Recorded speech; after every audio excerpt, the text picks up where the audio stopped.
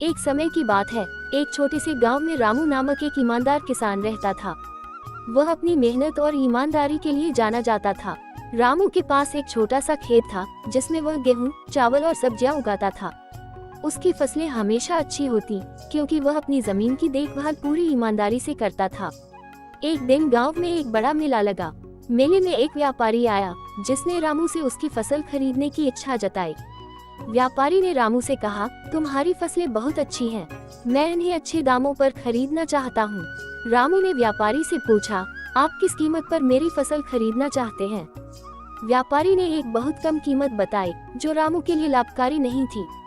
रामू ने सोचा, मेरे लिए ईमानदारी और मेहनत से कमाई गई कमाई ज्यादा महत्वपूर्ण है।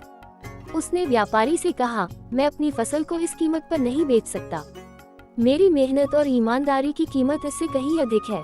व्यापारी हैरान रह गया और रामू की ईमानदारी की सराहना की। उसने रामू से कहा, तुम्हारी ईमानदारी और मेहनत को देखकर मैं तुम्हारी फसल को उचित मूल्य पर खरीदने का निर्णय लेता हूँ। रामू की ईमानदारी और मेहनत ने उसे सफलता दिलाई।